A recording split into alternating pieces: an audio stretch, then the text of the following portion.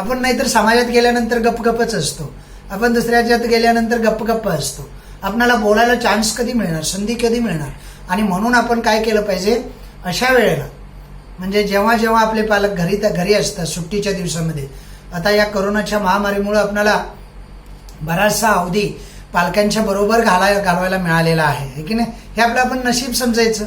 बऱ्याच वेळेला मग आपण काय करतो माहिती, पालक घरात असल्यामुळे ते चिडतात, रागवतात. मग काय होतं माहिती, आपला आळस बघून त्यांना काय म्हणजे अस्वस्थता निर्माण होते, चिडचिड निर्माण होते. मग ते आपल्याला टाळाटाळ करतात, तरी आपण तसंच वागत असतो. आणि मग एकमेकाच्या मनामध्ये एकमेकाबद्दल भीती, द्वेष, बदलांची भावना, हे अशा गोष्टी निर्माण होत जातात. म्हणजे या वयामध्ये काय होतं माहिती, आपल्या फार जवळची माणसं असतात ही दोन, आई वडील. आणि मग ही माणसं ना हळूहळू आपल्यापासून दूर जातात म्हणजे ते नाही दूर जात, पण आपल्या मनात ना ती थोडीशी दूर जायला लागतात मनातून. मग ते निर्माणच होऊ नये, त्यांच्याबद्दल आपल्या मनात भीती असता कामा नये. त्यांनी कितीही आपल्याला ओरडलं, कितीही मारलं, कितीही शिक्षा केल्या, काही जरी म्हटले तर ते आपले आई वडील आहेत, असा एक सुदृढ विचार, त्याच्याबद्दल चर्चा होऊ शकते ना. साऱ्याच गोष्टी त्यांच्या तुम्हाला पटणार नाहीत, जशा तुमच्या त्यांना पटत नाही. दोन्ही विरुद्ध क्रिया आहेत ना. तुम्ही केलेलं सारं त्यांना पटणार का? त्यांची पिढी वेगळी, त्यांची वैचारिक ठेवण वेगळी, त्यांचं शिक्षण वेगळं, किंवा त्यांना लाभलेली परिस्थिती वेगळी. या साऱ्या वेगवेगळ्या गोष्टी आहेत. समजलं? ते ज्या वातावरणातून आले, ज्या खेड्यापाड्यातून आले, त्या साऱ्या वेगवेगळ्या गोष्टी आहेत. तुमची बरोबरी त्यांच्याशी कशी होईल? तुम्ही शहरातली मुलात, तुमचं थोडंसं फ्रेंड सर्कल वेगवेगळं आहे, पण यावरती चर्चा होऊ शकते. समजलं? जेव्हा अशा गोष्टीवरून बघा त्यांना आवडत नसतं, तुम्ही वाईट मुलाच्या जेव्हा फिरताना, किंवा एखादा मुलगा उन्हाळ्या करतो आणि त्यांच्याबरोबर तुम्ही दिसताना, तेव्हा ते लगेच तुम्हाला ओरडत असतात, मग तुम्ही ओरडतात लगेच. असं नाही, त्यांचं काम आहे बाळांनो, तुम्हाला योग्य मार्गाला लावणं, योग्य संस्कृती ठेवणं, योग्य मित्रमंडळी ठेवणं.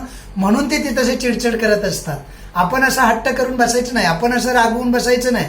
म्हणजे आपण उगीच आपल्या पालकांच्या बद्दल मनामध्ये अशी भीती, द्वेष निर्माण करायचं नाही. समजलं? म्हणजे जसे आपण देवाची पूजा करतो ना, तशी ती पूजण्यासारखी माणसं असतात. म्हटलं त्यांनी तुमच्यासाठी काही नाही केलेलं, सांगा बघू. आईनं तरी स्वतः ओल्या कपड्यावर झोपून तुम्हाला सुक्या कपड्यावर झोपवलेलं असतं. लहानपणापासून मी सांगितलं ना, ती फार श्रेष्ठ असते आपल्या दृष्टीनं. वडील तरी काय सांगू तुम्हाला, आहे ना, सारे दुःख स्वतः गिळून तुम्हाला आनंदात ठेवण्याचा प्रयत्न करत असतात. ही दोन माणसं देवा समान असतात. दररोज आपण व्यायाम केला पाहिजे, दररोज वडील कशी आपल्या घरामध्ये देवाची पूजा करतात तशी केली पाहिजे, दररोज अभ्यास केला पाहिजे. नंतर तुम्हाला सांगतो, कुठल्याही पद्धतीचं घरामध्ये काही अस्वस्थता, दुःख निर्माण होईल, आनंदात विरजन पडेल, आपल्याकडून अशी कृती होऊ नये. आपलं वागणं नीटनेटकं असलं पाहिजे. आणि आपला ड्रेस कोड सुद्धा, सेन्स जो असतो ना, म्हणजे पालकांच्या समोर आपण कसंही वागतो ना, पालक ना 10 वेळा दिवसातून तुमच्याकडे बघत असतात. माझा मुलगा कसा दिसतो, कसा वागतो, 4 चौघात तो उठून दिसतो का, हे बघत असतात न कळत तुमच्याकडे. पालकांच्या पुढचं तुमचं वर्तन, तुमचं बिहेवियर, तुमचं वागणं, तुमचं ड्रेसिंग हे फार सुंदर असलं पाहिजे. मग पालक खुश होतात. चर्चा तर केलीच पाहिजे, पण आपल्याकडे एक सेन्स असला पाहिजे ना, आपण पालकांच्या पुढे जाताना कसं केलं पाहिजे, नाही का? समजलं? मी जेव्हा मुंबईला आलो ना, मला अजूनही आठवतं. आता माझे वडील नाहीत, पण मी जेव्हा गावाला जायचो ना, तेव्हा माझी तब्येत जर उतरलेली असली ना, मी गावी जायचो, टाळायचो. म्हणजे माझ्या पप्पांना, माझ्या वडिलांना ते आवडत नव्हतं. ते म्हणायचे असं की आम्हाला तेवढा संस्कार त्यांनी लहानपणापासून दिला, काही नाही मिळालं तर चालेल बाबा, नो, खाऊन पिऊन सुखी राहायचं, म्हणजे समाधानी राहायचं. रोज व्यायाम करायचा, देवाच्या देवळात जायचं, देवाचं दर्शन घ्यायचं. ते वारकरी संप्रदायातले होते. तसं तुमच्या आईवडिलांच्याही बऱ्याचशा अपेक्षा असतात ना. समजलं? उगीच ते तुम्हाला शिक्षा करत नाही, ते संस्कारासाठी शिक्षा करतात. तुम्हाला अपयशातून बाहेर काढून यशाकडे घेऊन जाण्यासाठी असतात. एकाच नाण्याच्या 2 बाजू असतात, अपयश आणि यश. समजतं? मग प्रत्येक वेळेला जर यशच पाहिजे असेल तर कसं शक्य आहे? कधी अपयश येणार, कधी यश येणार, हे तुम्ही पालकांना समजून सांगितलं पाहिजे. आणि ज्या वेळेस मी अपयशी होतो ना, तेव्हा माझ्या पाठीमागे उभे राहणारे फक्त 2च माणसं असतात. एक असते आई आणि दुसरे असतात वडील. आधार देणार तुम्हाला, काही घाबरू नका म्हणणार, खांद्यावर हात ठेवणार. फक्त तुम्ही योग्य आणि सुदृढ चर्चा करायला शिका. माझा फार अट्टास असतो, मी वर्गात सुद्धा खूप सांगतो मुलांना, पालक मुलांशी बोलत नाहीत आणि मुलं सुद्धा पालकांशी बोलत नाहीत. मग कसं संभाषण होणार आणि कशा एकमेकाच्या मनातल्या या साऱ्या गोष्टी कळणार? मला तरी काही समजत नाही. बोललं पाहिजे, साऱ्या विषयावर बोललं पाहिजे. आवडत्या विषयावर बोललं पाहिजे, ना आवडत्या विषयावर बोललं पाहिजे. सारेच विषय तुमचे पालकांना आवडणार नाहीत आणि सारेच पालकांचे विषय तुम्हाला आवडणार नाहीत, पण चर्चाही झाली पाहिजे. समजलं?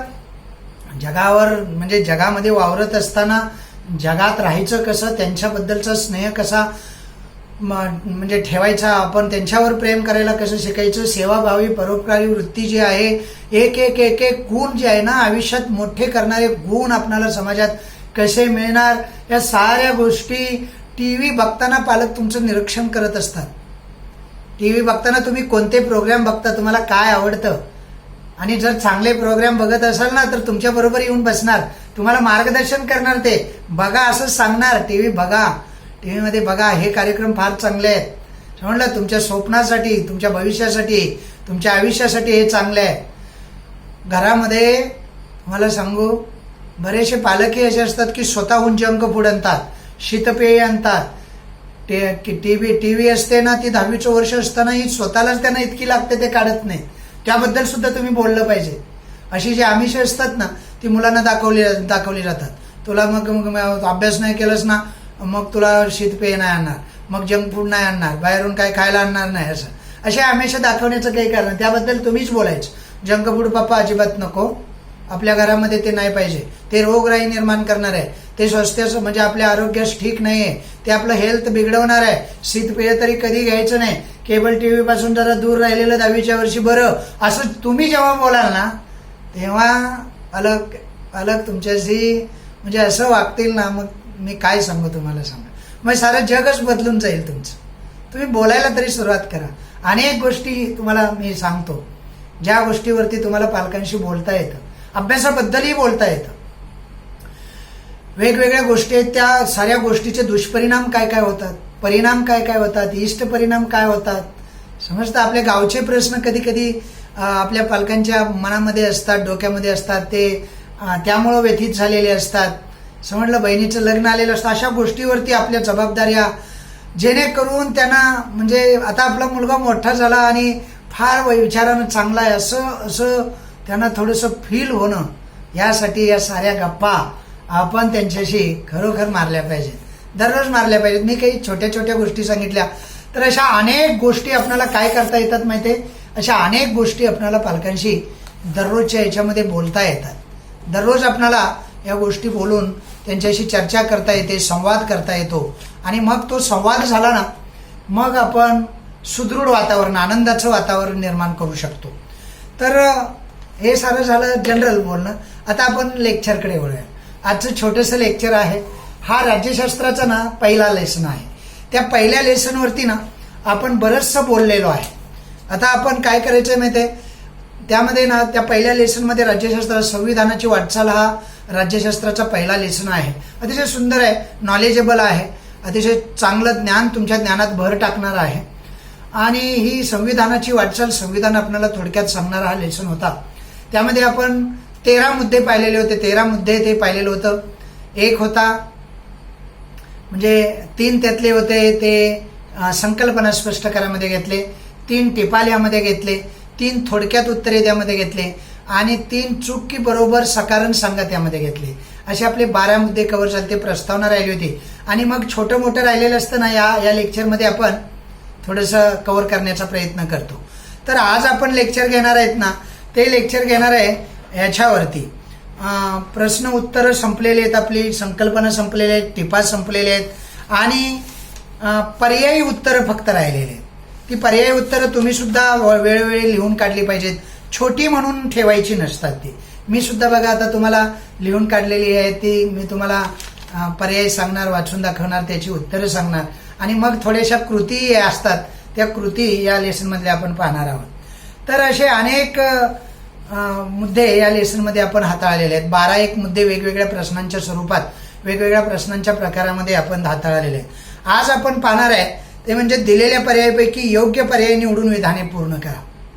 त्यामध्ये 10 ते 12 वेगवेगळी विधानं आपण पाहणार आहोत. बघा, पुस्तकातली सारीच विधानं काय गाळलेली जागा आणि पर्याय उत्तरासाठी नसतात. त्याची काठिण्य पातळी ठरलेली असते, बोर्डाकडे त्याची लिस्ट असते. प्रश्नपेढी नावाचा एक प्रकार असतो, त्या प्रश्नपेढीमध्ये ती लिस्ट दिलेली असते आणि त्यातून ते प्रश्न टाकले जातात. तर यामध्ये पहिला प्रश्न जो आहे बघा, दिलेला प्रश्न कसा असतो पहिला समजून घ्या. दिलेल्या पर्यायापैकी योग्य पर्याय निवडून विधाने पूर्ण करा. काय असतो? दिलेल्या पर्यायापैकी योग्य पर्याय निवडून विधाने पूर्ण करा. 2 मार्काचा हा प्रश्न आहे. पहिला बघा, महाराष्ट्र स्थानिक शासन संस्थेमध्ये महिलांसाठी टिंबटिंब जागा राखीव ठेवण्यात आलेल्या आहेत. आपण पाहिलेला आहे हा घटक सुद्धा पाहिलेला आहे बघा. एक आर्टिकल आपण याच्यामध्ये पाहिलेलं होतं टिपांमध्ये, महिलांचे लोकसभेतील प्रतिनिधित्व, त्यामध्ये पाहिलेलं होतं. पहा, म्हणजे आपण भारतभराचं पाहिलेलं होतं, देशातलं पाहिलेलं होतं, पण इथं प्रश्न जरा वेगळा आहे. देशात आहे तेच राज्यात असणार आहे ना. महाराष्ट्रात स्थानिक शासन संस्थेमध्ये महिलांसाठी राखीव जागा किती टक्के ठेवण्यात आलेल्या आहेत असा प्रश्न आहे. खाली दिलेला आहे 25%, 30%, 40% आणि 50%. सांगा बघू. 50%. बरोबर. राखीव जागा किती आहेत? 50%. मी सांगितलं ना, संसदेत ते बिलही मांडलेलं आहे. म्हणजे 50% राखीव जागा असाव्यात असं घटनेमध्ये आहे. महाराष्ट्र शासन संस्थेच्या याच्यामध्ये, म्हणजे महाराष्ट्र स्थानिक शासन संस्थांमध्ये महिलांसाठी या जागा सोडण्याची तरतूद आहे. किती टक्के? 50%. दुसरा बघा, पुढील कोणत्या कायद्याद्वारे महिलांना त्यांचे स्वातंत्र्य जपण्यास आणि स्वतःचा विकास साधण्यास अनुकूल वातावरण निर्माण केले आहे? असा कोणता कायदा आहे की त्या कायद्यानुसार महिला जे आहे त्यांचं स्वातंत्र्य जपलं जातं आणि स्वतःचा विकास करण्यास अनुकूल असं वातावरण निर्माण होतं? हा मुद्दा सुद्धा आपण पाहिलेला आहे. कुठे पाहिलेला आहे माहिती आहे? सांगा बघू. राखीव जागांमध्ये पाहिलेलं आहे. महिलांसाठी राखीव जागा ज्या आहेत ना, त्यांचं प्रतिनिधित्व पाहतानाच पाहिलेलं आहे बघा. खाली पर्याय दिलेले आहेत. माहिती अधिकार कायदा, हुंडा प्रतिबंधक कायदा, अन्न सुरक्षा कायदा आणि यापैकी कोणतेही नाही. कोणता कायदा सांगा? माहितीचा अधिकाराचा आणि महिलांचा काही फारसा संबंध नाही. यापैकी नाही हे उत्तर नाही. अन्न सुरक्षाचा त्याचा काही फारसा संबंध नाही. हुंडा प्रतिबंधक कायदा जो आहे ना, त्यामुळं काय होतं माहिती आहे? महिलांना त्यांचं स्वातंत्र्य जपण्यास संधी मिळते आणि त्यांचा विकासही साधला जातो. हुंडा प्रतिबंधक कायदा हा महिलांचं सक्षमीकरण करणारा कायदा आहे. तिसरा बघा, लोकशाहीचा गाभा म्हणजे टिंबटिंब. प्रौढ मताधिकार, सत्तेचं विकेंद्रीकरण आपण पाहिलेलं आहे, संकल्पनेमध्ये पाहिलेलं आहे बघा. टिप ल्यामध्ये प्रौढ मतदार, सत्तेचं विकेंद्रीकरण, राखीव जागांचं धोरण आणि न्यायालयीन निर्णय. तर त्याचं उत्तर आहे सत्तेचं विकेंद्रीकरण. सत्तेचे विकेंद्रीकरण केल्यामुळं काय होतं माहिती आहे? तळागाळातल्या सामान्य लोकांनाही या राजकीय अधिकारामध्ये किंवा राजकीय सत्तेमध्ये भाग घेता येतो आणि जास्तीत जास्त तळागाळापर्यंत ही लोकशाही पोहोचते. म्हणून लोकशाहीचा गाभा आहे सत्तेचं विकेंद्रीकरण. त्या नोट्समध्ये एक मुद्दा सुद्धा होता, मी त्याच्यावर जोर सुद्धा दिलता. अत्यंत महत्वाचा मुद्दा म्हणजे सत्तेच्या विकेंद्रीकरणाला लोकशाहीचा गाभा म्हणतात, असं एक वाक्य त्यामध्ये होतं, ते आपण पाहिलेलं होतं. चौथा बघा, टिंबटिंबने भारताचे धर्मनिरपेक्ष लोकशाही गणराज्य निर्माण करण्याचे उद्दिष्ट मांडले आहे. कुणी मांडले? लोकसभेनं मांडले, राज्यसभेनं मांडले, भारतीय संविधानानं मांडले का भारतातील घटक राज्यांनी मांडले? झालंय की ते प्रस्तावनेमध्येच झालंय बघा. म्हणजे भारत हे धर्मनिरपेक्ष राज्य आहे. म्हणजे सर्व धर्म समभाव म्हणतात त्याला. धर्मावरून भेदभाव केला जाणार नाही, भारतीय संविधानामध्येच आहे. तर त्याचं उत्तर आहे भारतीय संविधानाने भारताचे धर्मनिरपेक्ष लोकशाही गणराज्य निर्माण करण्याचे उद्दिष्ट मांडले आहे. पुढे बघा, भारतीय संविधानाने त्याचं उत्तर आहे. पुढे पाचवा, लोकशाही विकेंद्रीकरणाचा सर्वात मोठा प्रयत्न टिंबटिंब या संविधान दुरुस्तीचा होता. आता त्यामध्ये घटना दुरुस्ती ज्या करण्यात आल्या ना, त्या कोणत्या घटना दुरुस्तीनुसार लोकशाहीचं विकेंद्रीकरण करण्यात आलं असा तो प्रश्न आहे. तर ही 73वी आणि 74वी घटना दुरुस्ती होती. म्हटलं त्यात पर्याय दिलेले आहेत 42, 44, 73, 74, 85, 86, 70, 72. त्याचं उत्तर आहे 73, 74. 73वी आणि 74वी घटना दुरुस्ती असं सांगते की सत्तेचं विकेंद्रीकरण केल्याशिवाय सर्वसामान्य लोकांना राजकीय प्रक्रियेमध्ये भाग घेता येणार नाही आणि जोपर्यंत सर्वसामान्य लोक जोडले जात नाही तोपर्यंत लोकशाही बळकट होणार नाही, त्याची व्याप्ती वाढणार नाही. आणि म्हणून 73 आणि 74व्या घटना दुरुस्तीनुसार सत्तेचं विकेंद्रीकरण करण्यात आलं. माहितीचा अधिकार, पुढचा प्रश्न बघा. माहितीचा अधिकार, त्याला RTI म्हणतात, राईट टू इन्फॉर्मेशन. हा कायदा टिंबटिंब साली झाला. आपण पाहिलेला पहिलीच संकल्पना होती, त्यामध्ये पाहिलंय बघा 2000 किती साली? 5 साली. बरोबर आहे. 2005 साली माहितीचा अधिकार लोकांना देण्यात आला. पुढचा प्रश्न 7वा. टिंबटिंब नंतरच्या काळात नागरिकांसाठी सुधारणा करताना तो त्यांचा हक्क मानून सुधारणा करण्याकडे कल वाढला. कोणता काळ होता रे? टिंबटिंब नंतरच्या काळात नागरिकांसाठी सुधारणा करताना त्यांचा हक्क मानून सुधारणा करण्याकडे कल वाढला. हे सुद्धा झालेलं आहे बघा 2000 साली. कुठे झालेलं आहे माहिती आहे? अल्पसंख्याकांची विषयक तरतुदी टिपाल्यामध्ये होता ना, त्यामधला हा मुद्दा आहे. म्हटलं ते प्रश्न एकदा केले ना तुम्ही, तर प्रश्न केले की त्या प्रश्नातलीच महत्वाची वाक्य पर्यायासाठी विचारली जातात. त्याचं उत्तर आहे 2000 साल. 2000 नंतरच्या काळात नागरिकांसाठी सुधारणा करताना तो त्यांचा हक्क आहे, हक्काधारी दृष्टिकोन होता ना, त्यात ते झालेला आहे बघा. तो त्यांचा हक्कच आहे. हे 2000 सालानंतर घटनेनं मान्य केलं किंवा शासनानं मान्य केलं. 73 आणि 74 घटना दुरुस्तीचे स्थानिक शासन संस्थेमध्ये टिंबटिंब जागा महिलांसाठी राखीव ठेवण्यात आलेल्या आहेत. किती टक्के जागा आहेत माहिती आहे तुम्हाला? बघा, हा प्रश्न वेगळा. मागाचा होता तो महाराष्ट्रामध्ये होता. आता काय म्हटलंय? 73 आणि 74वी घटना दुरुस्ती स्थानिक शासन संस्थांमध्ये जागा किती टक्के राखीव ठेवलेले आहेत? त्याचं उत्तर आहे 33%. पर्याय दिलेले 44, 33, 65 आणि 50%. तर त्याचं उत्तर आहे 33%. 73 आणि 74वी घटना दुरुस्ती झाली. त्या घटना दुरुस्तीने स्थानिक शासन संस्थेमध्ये 33% जागा महिलांसाठी राखीव ठेवलेल्या आहेत. आता 9वा प्रश्न पहा. 9वा पर्यायी प्रश्न. पर्याय उत्तरासाठी प्रश्न आहे. खालील प्रश्नांचे योग्य पर्याय निवडून उत्तर दिले असा प्रश्न असतो. त्यातला 9वा. इसवी सन 2014 मध्ये महिला खासदारांची संख्या दिलेली आहे बघा. किती होती रे? त्या टिपेमध्ये आपण पाहिलं की नाही, महिलांचे लोकसभेतील प्रतिनिधित्व समजलं. म्हणजे 51 सालची दिली होती आणि 14 सालची दिली होती. मी असं म्हटलं होतं की 14 सालची 66 आहे, या सालची 78 असेल, मला नक्की माहित नाही, मी नंतर सांगतो असं म्हणाल होतं. आठवतंय ना तुम्हाला? तर ही 66 आहे. 14 सालचं विचारलेलं आहे. नरेंद्र मोदींचं सरकार होतं. पहिल्यांदाच बहुमतामध्ये हे नरेंद्र मोदींचं सरकार, बऱ्याच 30 वर्षानंतर बहुमतामध्ये हे सरकार आलं. त्यामध्ये महिलांची संख्या होती 66. 10वा बघा. संविधानातील टिंबटिंबद्वारे नागरिकांना संरक्षण मिळाले आहे. मूलभूत कर्तव्य, मूलभूत हक्क, मार्गदर्शक तत्वे आणि निवडणूक आयोग. निवडणूक आयोगाचा काही संबंध नसतो याच्याशी. समजलं? संविधान आणि मूलभूत नागरिक हे निवडणूक आयोगाने एक साहित्य संस्था आहे. तर हे मूलभूत हक्कामध्ये येतं. म्हणजे काय प्रश्न? संविधानात टिंबटिंबद्वारे नागरिकांना संरक्षण मिळाले आहे. नागरिकांचं संरक्षण हा नागरिकांचा हक्कच आहे. समजलं? आणि त्यामुळं संविधानातील मूलभूत हक्कामध्ये नागरिकाला संरक्षण मिळालेलं आहे. 11वा बघा. पर्याय शोधा, योग्य पर्याय शोधा आणि उत्तर यामधला 11वा. 2 मार्काचा हा प्रश्न असतो. महिलांना संरक्षण देण्यासाठी टिंबटिंब हा कायदा करण्यात आला. राष्ट्रीय महिला आयोग, निवडणूक आयोग, राज्य निवडणूक आयोग आणि महिला संरक्षण.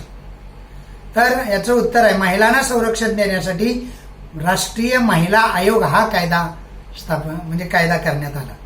त्या आयोगानं बरेचसे अधिकार आणि बरेचसे अवेअरनेस, जनजागृती स्त्रियांच्यामध्ये केलेले आहे. राष्ट्रीय महिला आयोग आहे, तसं राज्यस्तरीय राज्य पातळीवर सुद्धा महिला आयोग आहे. जिल्हा पातळीपर्यंत आहे. समजलं? अगदी त्याची सभ्याची तालुका पातळीपर्यंत सुद्धा काही पदाधिकारी आहेत. तर हे महिला आयोग हे अशा पद्धतीनं स्त्रियांच्या सक्षमीकरणासाठी हा कायदा राबवलेला आहे. 12वा आणि या धड्यातलं शेवटचा ही पर्यायी जागा आहे. योग्य पर्याय निवडा आणि विधाने पूर्ण करा. यासाठी विचारला जाणारा यातला मी लिहून काढलेला सर्वात शेवटचा 12वा. आपल्या देशात निवडणुका घेण्याचे कार्य टिंबटिंब करते. राज्य निवडणूक आयोग, केंद्रीय निवडणूक आयोग, लोकसभा आणि माहितीचा अधिकार निवडणुकाशी काही संबंध नाही. लोकसभेचाही निवडणुकीशी काही संबंध नसतो. राज्य आणि केंद्र शासन, समजलं, यांची निवडणूक आयोग असतात. इथं 2 पर्याय राहतात, राज्य निवडणूक आयोग आणि केंद्र निवड. देशाचं म्हटलं की केंद्र निवडणूक, समजलं, आणि राज्याची म्हटलं तर केंद्राच्या अधिकाराखाली, केंद्राची मार्गदर्शनाखाली राज्याचं निवडणूक आयोग असतं. राज्याचं वेगळं असतं आणि देशाचं वेगळं असतं. हे पक्क लक्षात ठेवायचं. बरेचसे असे फसवे प्रश्न असतात. म्हणजे आपल्याला उत्तर जे वाटतं ना ते उत्तर नसतं. आपल्याला वाटतं उगीच हेच उत्तर आहे. समजलं? विचारलेलं असतं देशाचं आणि आपण लिहितो राज्याचं. समजलं? तर अशा पद्धतीनं 12 पर्याय शोधायचे आणि उत्तरं लिहायचे. या सत्रासाठी खालील प्रश्नांचे, खालील विधाने म्हणजे खालील प्रश्नामध्ये किंवा खालील प्रश्नाचे योग्य पर्याय निवडून विधाने पूर्ण करा असा प्रश्न विचारलेला असतो 2 मार्काचा.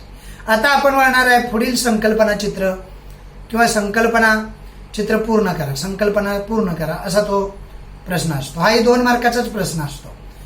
कोणती संकल्पना येईल काही माहीत नसतं. एखादी महत्वाची ती आपण साऱ्याच करून ठेवतो. वर्षभर आपण जो अभ्यास करतो ना त्यामध्ये या साऱ्या आपण अभ्यासलेल्या असतात. पहिलं संकल्पना चित्र आहे अल्पसंख्याकांना मूलभूत स्वरूपाचे संरक्षण मिळवून देणारे हक्क आणि 4 चौकडे. कोणकोणते हक्क आहेत आपण पाहिलेले आहे, ही बघा पाहिलेलं आहे. अल्पसंख्याकांबद्दल तरतूद जी होत्या ना ती टीप पाहताना आपण पाहिलेलं आहे. काय काय माहिती आहे तुम्हाला? अल्पसंख्याकांना मूलभूत स्वरूपाचे संरक्षण मिळवून देणारा हक्क कोणकोणते आहेत? एक हक्क आहे शोषणाविरुद्धचा हक्क, दुसरा आहे स्वातंत्र्याचा हक्क, तिसरा आहे समतेचा हक्क आणि चौथा आहे सांस्कृतिक आणि शैक्षणिक हक्क. यामुळे अल्पसंख्याक आहेत ना त्यांना मूलभूत स्वरूपाचं संरक्षण मिळतं. कोणकोणते हक्क आहेत पुन्हा एकदा सांगतो. समतेचा हक्क आहे, शोषणाविरुद्धचा हक्क आहे, नंतर स्वातंत्र्याचा हक्क आहे, शिक्षण आणि सांस्कृतिक हक्क आहे. आपण पाहिलेलं आहे सारं त्यांचा धर्म जपण्याचा, संस्कृती जपण्याचा, शिक्षणाचा, नोकरीची संधी उपलब्ध करून देण्याचा हे पाहिलेलं आहे. त्या टिपेमध्ये आपण सारं पाहिलेलं आहे. सहज आपण आठवलं तर ते येणार, पण आपण ते लिहून काढतो आणि पाठांतरही करतो. बऱ्यापैकी संकल्पना आणि पर्यायी उत्तर जे असतात ना ते आपण वर्किंग करतो नंतर ते लिहून काढतो. एकदा दोनदा 10 प्रश्नपत्रिका कव्हर करतो आपण.